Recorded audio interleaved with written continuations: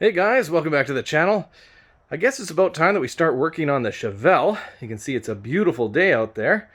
I probably should have already had it on the road by now, but to be perfectly honest with you, I have had zero motivation to do anything with it, and the main reason for that is I anticipated over the winter for this engine to be rebuilt to something with a lot more horsepower, and as you can see, it didn't happen. I contacted the builder that I want to do it, who's the same guy that did Andrew's LS6 454 in his 68 Chevelle, and unfortunately he was too busy, couldn't do it, so I contacted another reputable builder, and despite touching base with them a few times, they didn't even bother to respond to me. So I am stuck with the same powers I had last year. And what sucks is I have all the parts, everything's kind of ready to go, and it's been like 2 years in the making, but yeah, it kind of depresses me that it didn't happen, which, yeah. Look at that.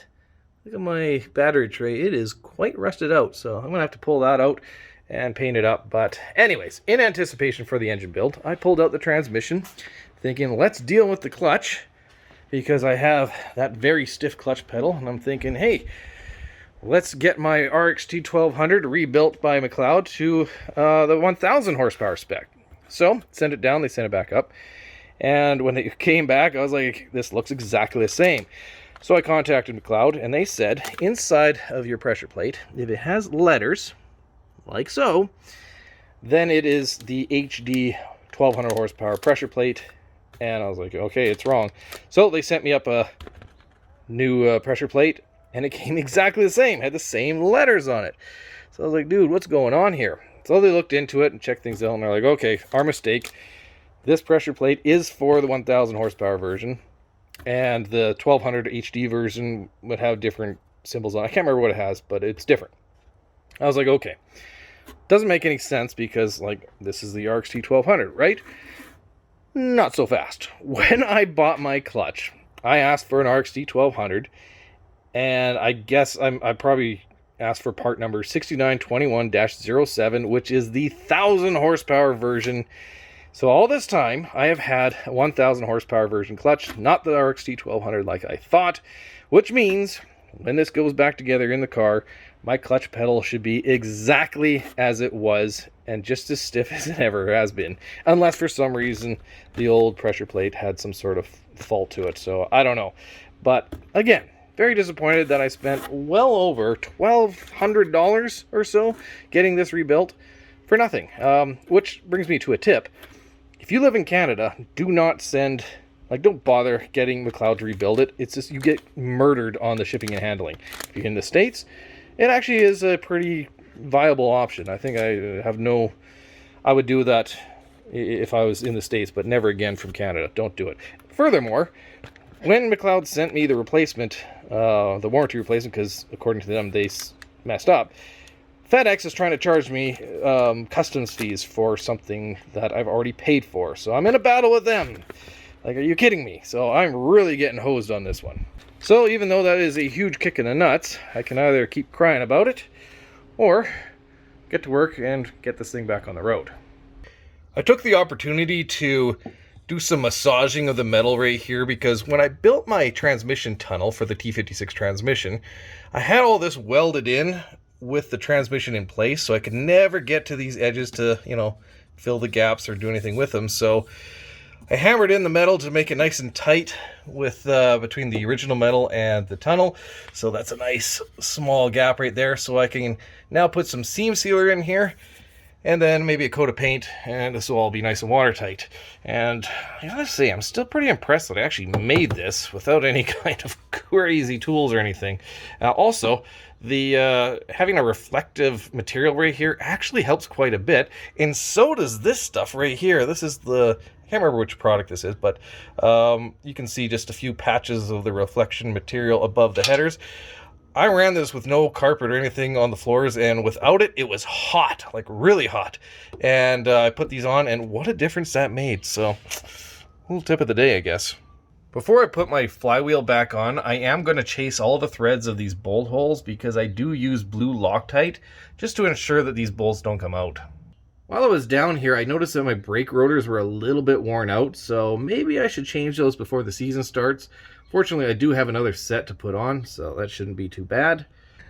Another issue I've been having is with my exhaust. You can see I've had some contact with the pipe in my frame, so I am going to mark this area and any other area that has some clearance issues with a felt pen, and then I'm going to pull the pipes out and then dimple them just to give them a little bit more clearance.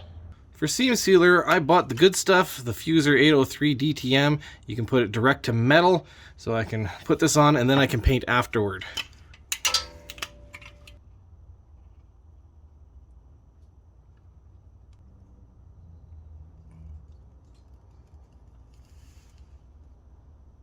To spread the seam sealer, I dip my finger in some paint thinner, and that makes it spread nice and easy.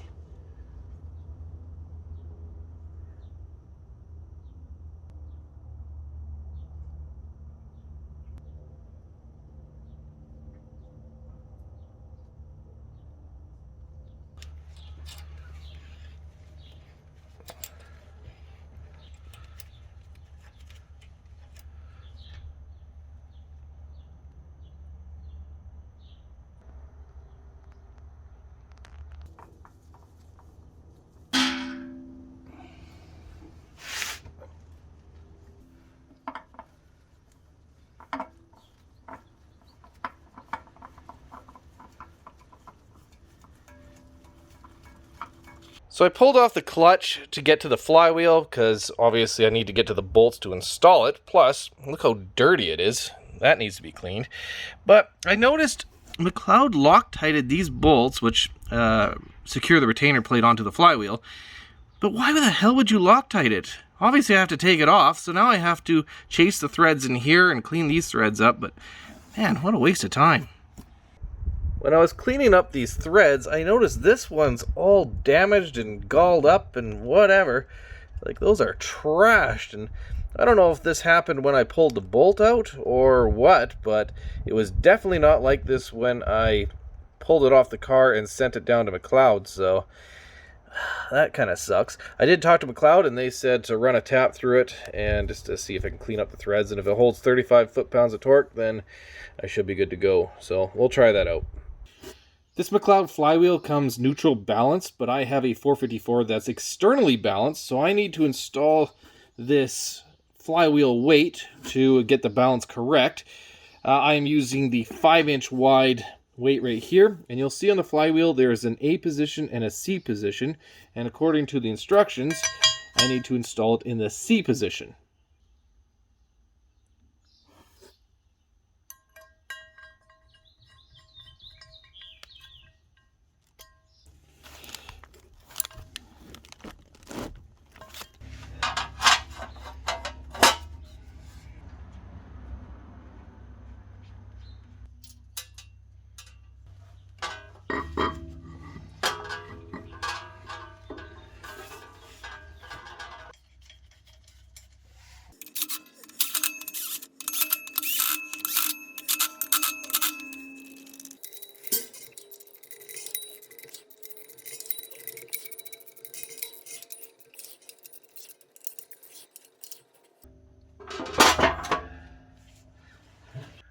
So I'm checking my alignment of my bell housing, and when I first installed this bell housing and the transmission when they're brand new, the alignment was near perfect. It was like 1 thou out concentric and parallel, and now it is out 4.5 thou on the parallel and 11 thou out concentric. There you can see. And so something has changed. I don't know what, but I guess I'm going to have to disassemble all this, remove it, and make sure that all my surfaces are clean and burr-free. I did, go over it with some, brake cleaner and everything like that, but, maybe I missed something, so we'll take it all apart and redo it. So I took it all apart, and I cleaned up all these surfaces once again with a soft cleaning pad, just to make sure that there's no rust, no paint, no burrs. Everything feels and looks really good, so I don't think I can make that any better. So we're going to reinstall everything, and hopefully our measurements are a little bit better. I put everything back together, and it seems it made a difference, because we are now at 6 thou on the concentric and 2.5 thou on the parallel. Wish this was a little bit better, but it's not bad. It's within specs, so we are going to run it. So I'm going to take off the bell housing. I can now put some Loctite and whatever on the flywheel bolts and go ahead and start installing the clutch.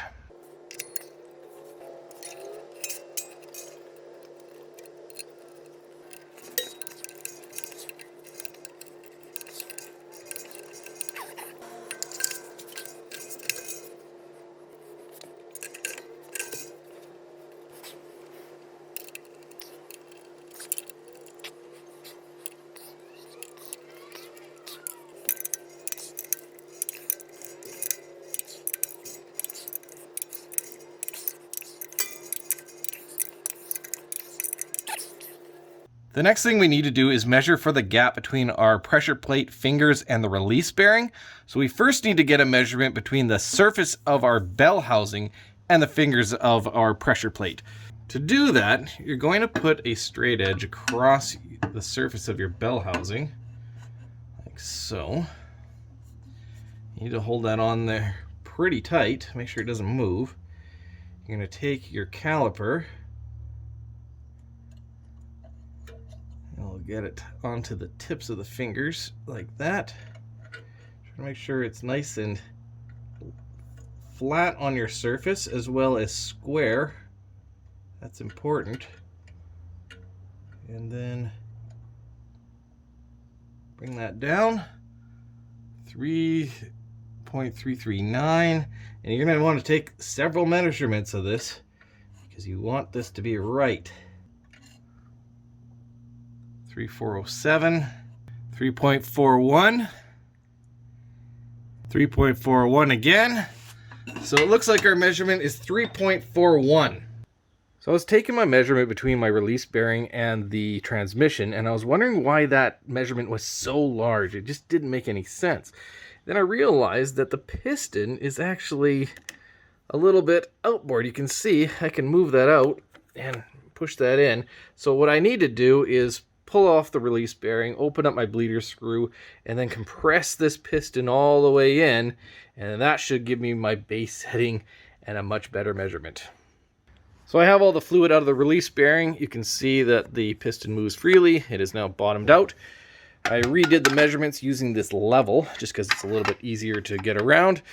Now, some instructions say that you need to subtract the width of your straight edge. It doesn't matter. As long as you're using the same piece of straight edge right here on both the release bearing and your bell housing, it doesn't matter. As for the measurements, now, according to this, my bell housing measurement was 3.14. The gap that I need is 1/8 of an inch, which means my install height should be 3.29 inches. I've done the measurements on here, and they come out to 3.29 inches. And I am absolutely shocked by that because my flywheel was turned down by McLeod, so it should be thinner than it was before, which means I expected I would have had to have made an adjustment on this release bearing. I would have had to I would have had to bring it out. In any case, whatever. I'm shocked by that. So when I first installed it, did I have a measurement wrong? Do I have a measurement wrong now? I don't know. I'm going to double check everything just to be sure, but I think I can go ahead and tighten it up and go ahead and install the transmission.